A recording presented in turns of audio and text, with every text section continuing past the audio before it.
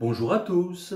Nous commençons à présent à bien comprendre qu'installerons-nous cette patience tranquille, mais active, qui nous permettrait de nous libérer de notre agitation et de nos fièvres, signifie nous orienter vers une forme de sagesse qui sache se vivre dans une attention au présent, en distinguant l'essentiel qui nous élève de l'accessoire qui nous asservit,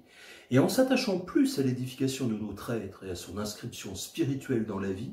qu'à notre emprise sur le monde à travers le pouvoir ou la richesse. Cela n'exclut pas de parvenir à une certaine aisance matérielle ou à une fonction influente, à condition qu'il nous soit possible d'y réussir sans renoncer à la dignité de notre être et à la droiture de nos comportements, qui sont les dimensions qui finalement donnent une direction et un sens à toute existence qui veut se vivre à hauteur d'homme. Abandonner cette exigence première nous enferme dans la condition de l'homme dépourvu de toute grandeur,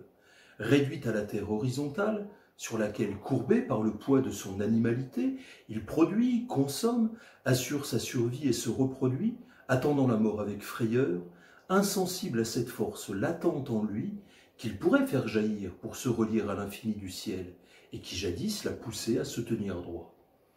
Mais pour percevoir la possibilité de ce lien, il faut en effet ne plus céder aux séductions faciles des appétits qui nous dominent et qui envahissent notre esprit, au point parfois de nous rendre sourds à tout questionnement un peu profond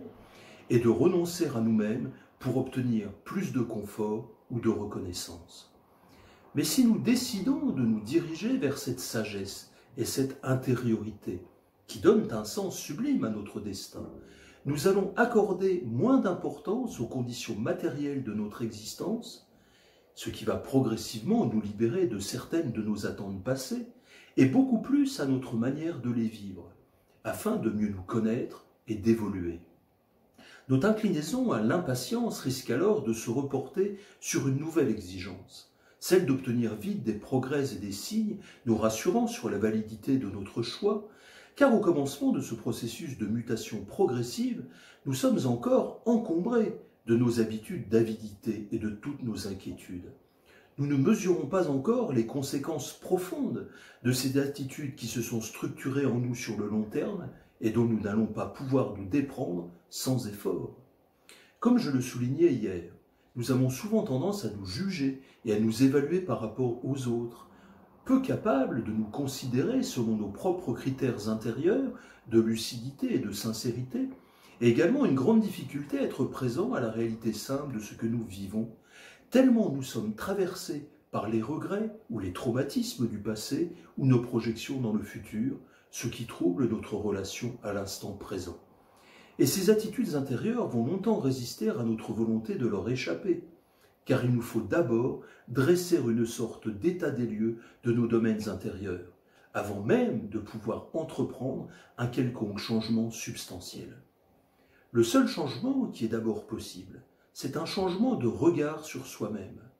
qui passe par l'apprentissage de la sincérité, afin de se connaître en réalité, c'est-à-dire cesser de se mentir en voulant se plaire, comme un narcisse qui ne supporterait pas son visage et userait de ses talents pour se grimer. Nul ne peut évoluer sans passer par l'acceptation de tout voir en soi, sans laquelle tout notre effort n'aboutit qu'à l'entretien des illusions, dont il faudra tôt ou tard payer le prix par des souffrances plus grandes encore.